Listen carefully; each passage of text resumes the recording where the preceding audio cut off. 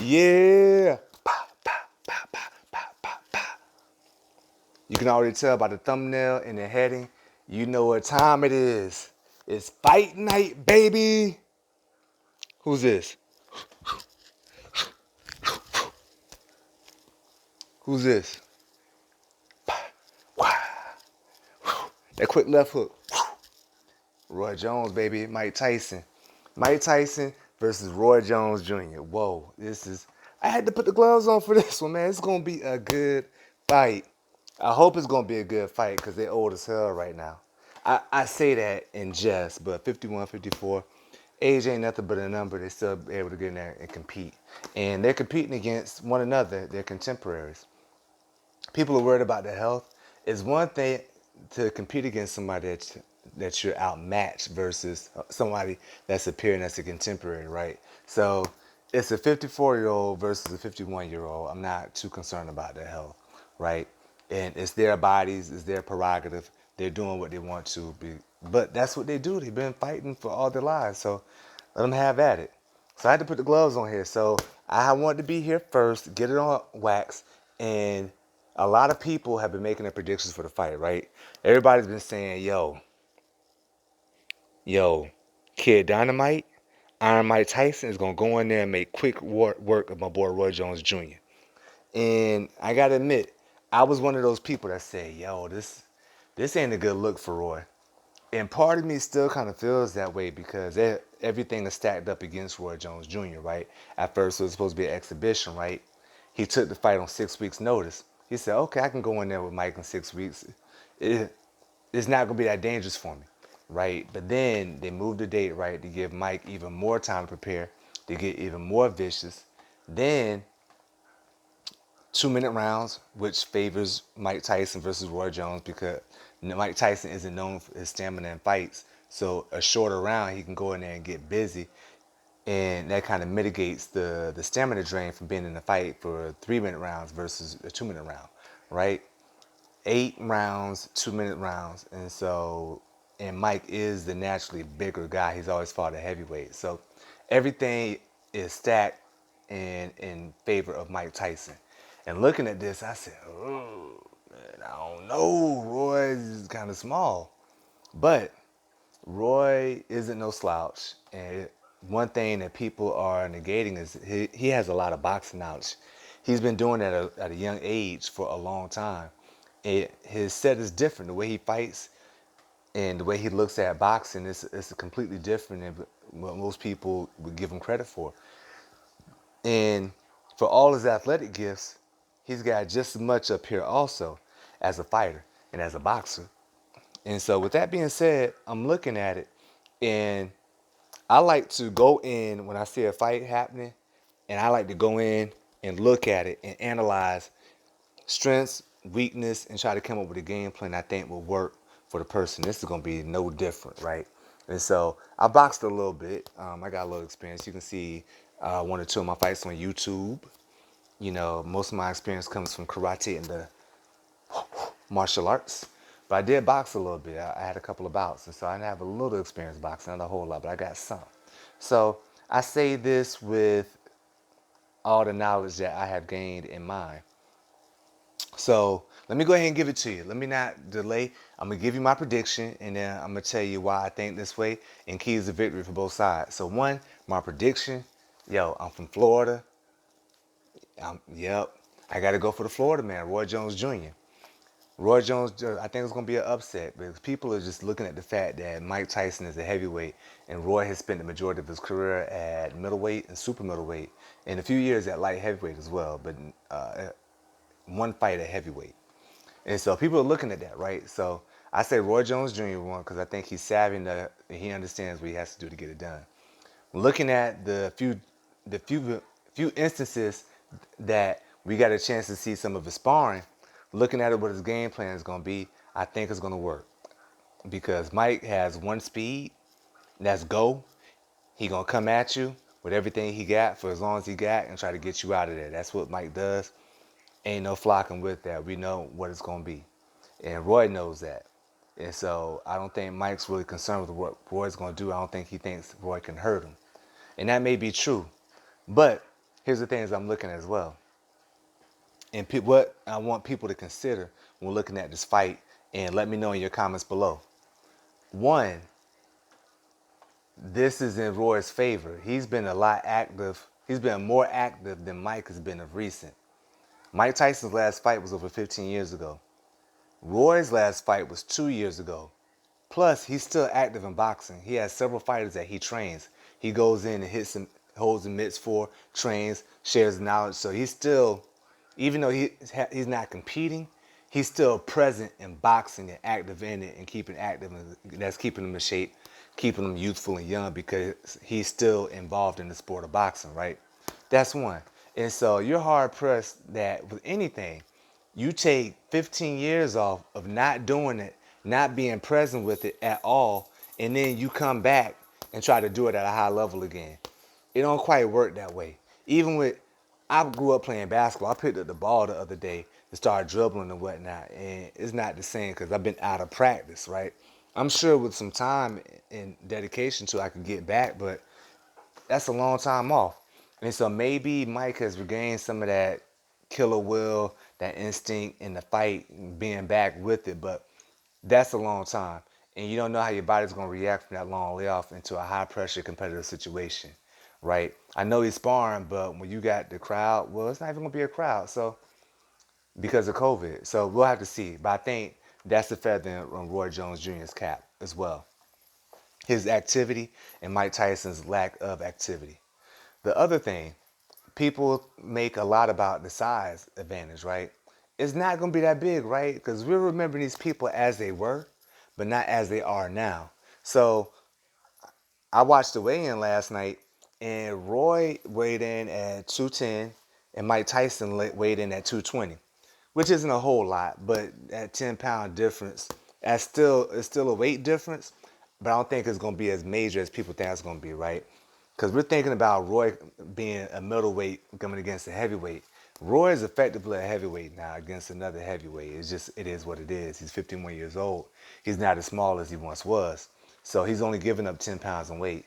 A lot of times in the fights, depending on the size of the guys, um, for example, Floyd Mayweather Jr. is notorious for giving up weight to dudes in fights, right?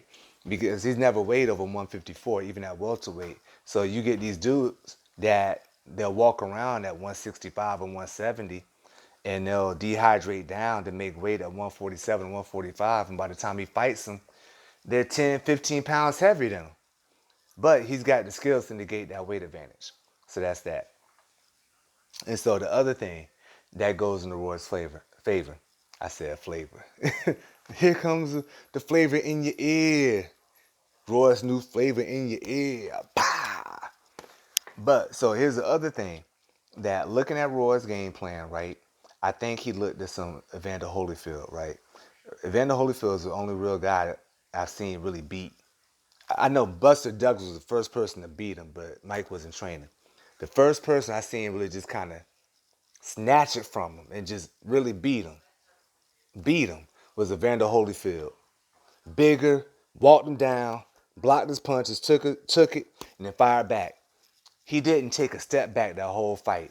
That does something to you. When you're the bully, you're used to taking dudes, snatching their souls, backing them up, forcing them into the traps, and then you do what you do best, and the dude stands there and takes it.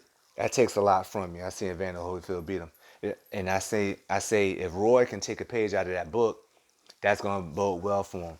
But he's not as big as Evander, and so I think we'll see some rope a dope, right? Roy turtling up with his defense, blocking, shelling up, just letting Mike, punch himself out. And I think Roy has enough weight on him now that he can withstand some of those blows and be okay with the rope a dope and let Mike wear himself out.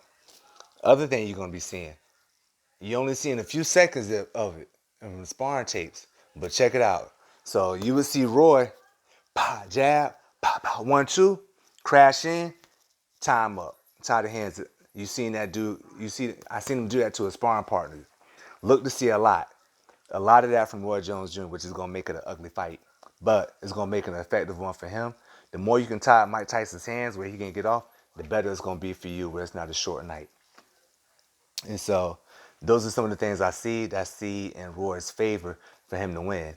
The other thing, Mike was never known for his stamina. He would get in and get the business, get to work, and get dudes out of there, right? And anytime the fight went to a decision, I don't think he ever won a decision. It was either by knockout or TKO, right? I don't remember many decisions that Mike won.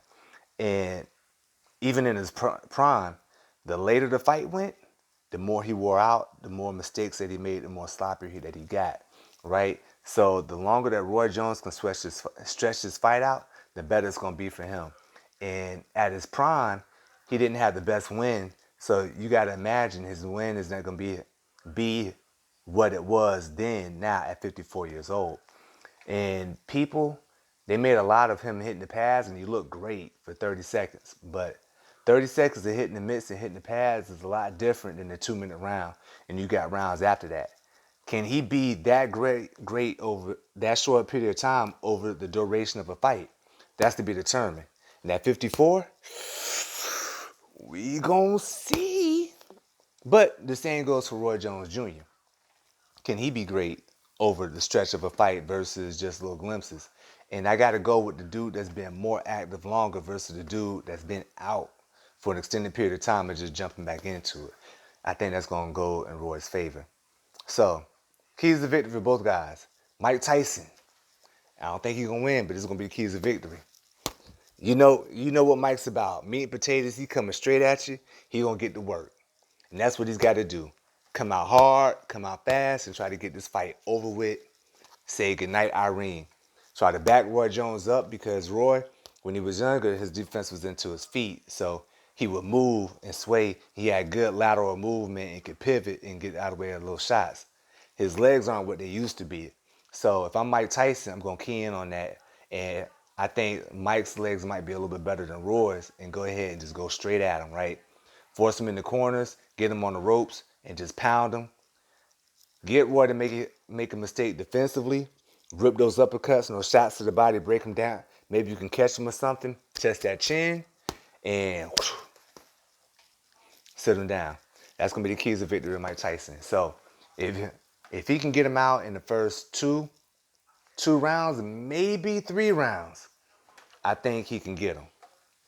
But after 3 rounds, that's going to be Roy's best chance for victory, right? Where Mike Tyson's advantage ends is where Roy Jones Jr.'s advantage begins, right? So the longer the fight goes, the better for Roy, because we've seen from his losses, Mike Tyson's losses, the longer the fight goes, the way more of his win declines and his skill declines also, right? He's not as sharp later on in the fight as he was early on. We've seen Mike make mistakes and just kind of lunge in and telegraph his stuff.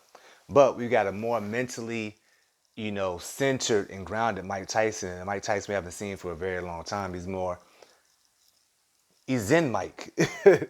And this is going to be interesting to see Mike that's better well adjusted in his mind, body, and spirit in the ring versus when he was at his peak.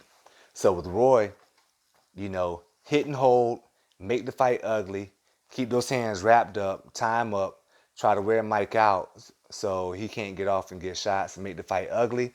A little bit of a rope-a-dope, but don't hang on the ropes too long, because that's where Mike made his living, eating dudes up and displaying that hand speed, popping them, pop, pop, pop, pop, pop, pop. Yep. That's the other thing I forgot to mention in terms of advantage for Roy Jones Jr., his hand speed, right? So generally how it goes, fighters that are bigger, the heavyweights, they're bigger, more powerful, more able to take a punch, but they're not necessarily as fast. The lighter guys, they're smaller, quicker, faster. And I think that's been part of Mike Tyson's advantage for so many years, right? He was always a smaller heavyweight. 5'10", 215, 210, looked like a linebacker, but he was fighting dudes that was 6'2", 6'3", 6'4", 6'5", 220, 230, 240. And yet he gave up weight to him, but he was smaller and faster than those guys, and they had to punch down at him. They weren't as fast, so he was able to be fast against guys that weren't as fast. So that's a factor. And so now, I don't think Mike Tyson's really fought anybody quite like Roy. Basically, they're the same height, same size, and Roy is just as fast, if not faster, than Mike Tyson, right? And I think Roy is more well equipped to deal with Tyson's speed than Tyson is equipped to deal with Roy's speed, because his whole career he's been fighting bigger, slower guys. And Roy, yeah, he hasn't been fighting the guys as powerful as Tyson, but he's fought dudes that are just as fast, if not faster, because they were smaller guys, a smaller weight. And I don't think Tyson is going to be able to back Roy up. Where he's used to fighting bigger guys, getting them to reach, and finding those gaps to really get inside of them, I think it's going to be a little bit more difficult for Mike to get inside on a guy that's basically the same size, right? And that doesn't have to punch down to him, and just as fast, if not faster, right? And so that's my keys to victory. Mike, he needs to get him out of there the first 2, maybe 3 rounds. Roy, he needs to turtle up, go straight old school punch out classic, Mike Tyson punch out. Survive the onslaught for them first 30 seconds and first 2 rounds. Let them get tired. Then you can go to work and start chipping away at them.